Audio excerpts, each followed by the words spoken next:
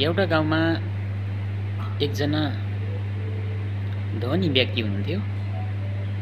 उहाँ चाहिँ जहिले पनि निराश हुनुहुन्थ्यो र कहिले पनि मनमा सुख शान्ति थिएन। र उहाँको चाहिँ घरहरू ठुल्ठुला घरहरू भए होइन, गाडी होइन, एकदमै भरिपूर्ण हुनुहुन्थ्यो उहाँ चाहिँ। र एक दिन उहाँ आफ्नो गाउँभन्दा चाहिँ अर्को गाउँमा घुमफिरको लागि चाहिँ गइरहनु भएको थियो। र एउटा हिँड्दै गर्दा बाटोमा एउटा च्यात्तिका कपडा लगाएका, खुट्टामा चप्पल नभएका व्यक्ति हिँडिरहेको देखे।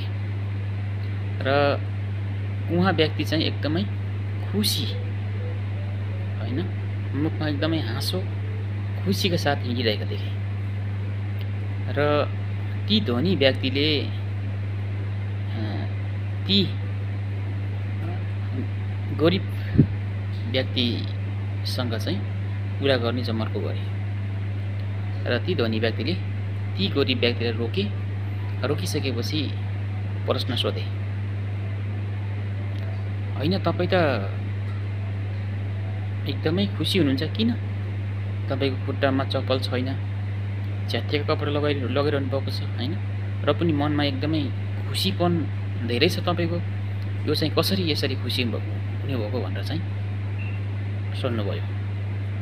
र ती गरिब व्यक्तिले चाहिँ हाँसी जवाब दिनुभयो कि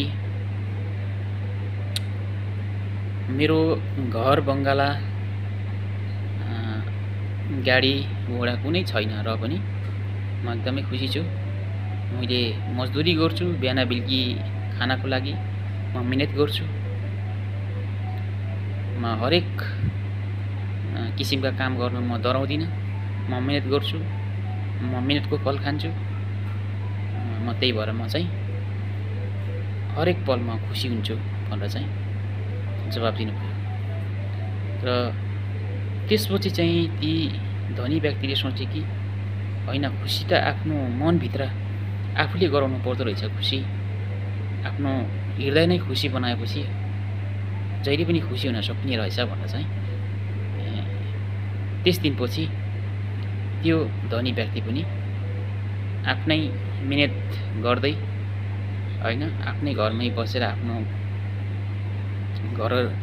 घरमै बसेर चाहिँ उहाँले मिहिनेत गर्दै खुसीका साथ आफ्नो जीवन चाहिँ जिउनुभयो भन्दै म यो कथा यहीँ समाप्त गर्न चाहन्छु। हस्तो, नमस्ते, थ्याङ्क यू।